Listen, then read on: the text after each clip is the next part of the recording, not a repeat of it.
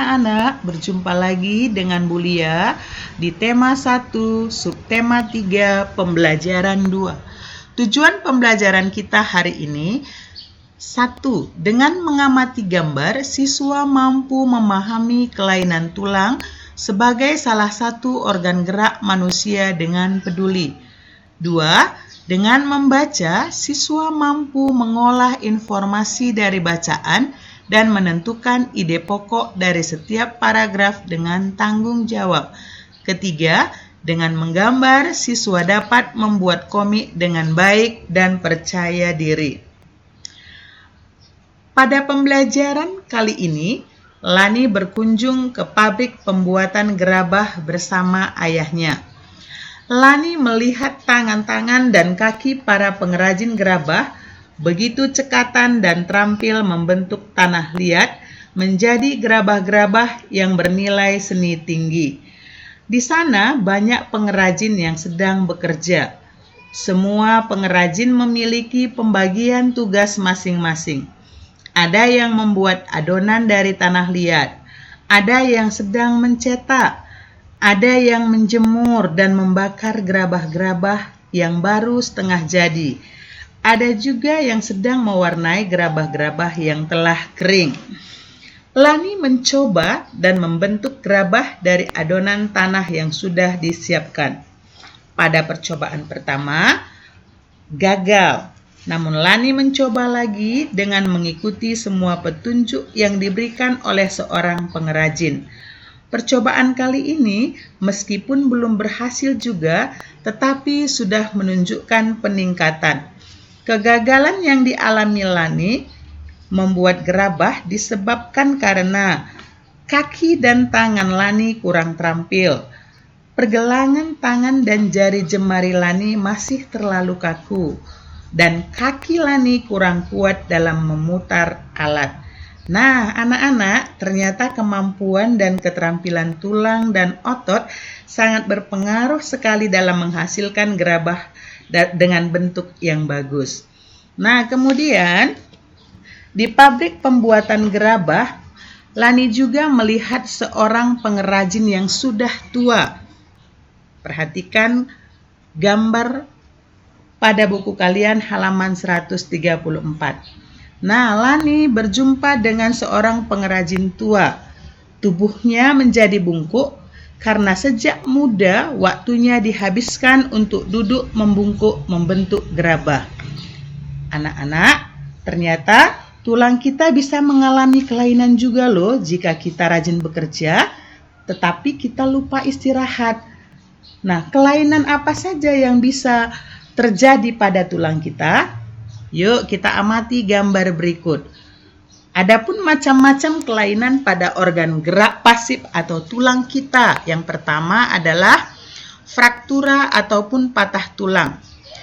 Fraktura yaitu kelainan pada tulang akibat kecelakaan, baik karena kecelakaan kendaraan bermotor ataupun jatuh. Fraktura dibedakan menjadi dua, yaitu 1. Fraktura yang tertutup ataupun patah tulang yang tidak sampai merobek kulit ataupun otot. Yang kedua, fraktura yang terbuka ataupun patah tulang yang merobek ataupun menembus kulit atau otot. Yang kedua, osteoporosis, yaitu kelainan pada tulang yang disebabkan karena adanya pengeroposan tulang. Hal ini karena tubuh sudah tidak mampu lagi menyerap dan menggunakan kalsium secara normal. Yang ketiga, fisura atau retak tulang, yaitu kelainan tulang yang menimbulkan keretakan pada tulang akibat kecelakaan.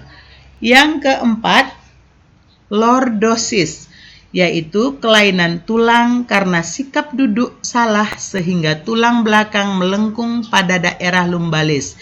Hal ini akan mengakibatkan posisi kepala tertarik ke belakang. Nah, perhatikan gambar di samping. Ini adalah gambar lordosis. Kemudian yang kelima adalah skoliosis, yaitu kelainan tulang karena sikap duduk yang salah, sehingga tulang belakang melengkung ke arah samping. Hal ini akan menyebabkan badan akan bengkok membentuk huruf S. Nah, perhatikan gambar di samping yang disajikan. Ini adalah kelainan tulang skoliosis. Kemudian yang keenam adalah kifosis, yaitu kelainan tulang karena sikap duduk membungkuk sehingga tulang belakang membengkok ke belakang. Nah, anak-anak yang terkasih, jadi semua organ dalam tubuh kita termasuk organ gerak harus terus kita jaga. Kita harus memperhatikan setiap gerakan yang kita lakukan. Setiap gerakan harus kita lakukan dengan benar untuk menghindari terjadinya gangguan dan kelainan pada organ gerak kita, khususnya tulang. Sekarang, ayo kita membaca teks yang berjudul Posisi dan Sikap Duduk yang Benar dan Sehat. Lihat buku kalian halaman 137 sampai dengan 138. Nah, kalian bisa membaca sendiri di dalam hati. Setelah selesai membaca, maka tugas anak-anak adalah menentukan ide pokok dari setiap paragraf. Contohnya paragraf 1. Paragraf 1, ide pokoknya adalah kadang saya merasa heran dengan Pak John yang sering mengeluh punggungnya nyeri dan pegal. Paragraf kedua, pada suatu sore Pak John mengeluh lagi tentang sakitnya. Paragraf ketiga, berbagai posisi tubuh yang tidak tepat dapat mengakibatkan otot-otot tertentu bekerja secara berlebihan. Nah, untuk paragraf 4 sampai 9, anak-anak coba kerjakan di latihan anak-anak. Nah, anak-anak, setelah kalian membaca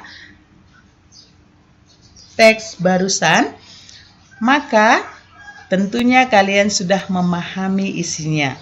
Kemudian, teks bacaan tersebut bisa disajikan ke dalam bentuk komik agar lebih menarik. Nah, contohnya seperti pada gambar ini, ya. Nah, lalu kita lihat apa itu komik. Komik adalah suatu cerita bergambar yang disajikan secara menarik. Komik dicetak di atas kertas dan dilengkapi dengan teks. Fungsi teks dalam komik untuk menjelaskan, melengkapi, dan memperdalam penyampaian gambar secara keseluruhan.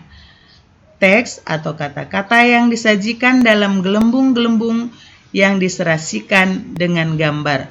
Contoh komik adalah sebagai berikut.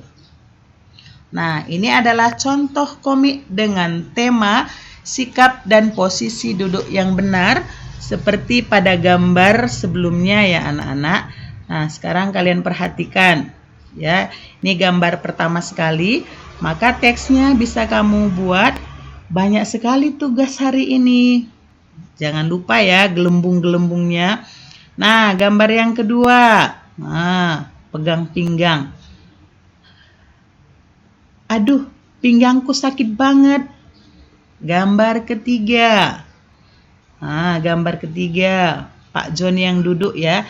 Ternyata sikap duduk mempengaruhi kesehatan tulang dan seterusnya. Nah, ini adalah contoh komik dengan tema sikap dan posisi duduk yang benar.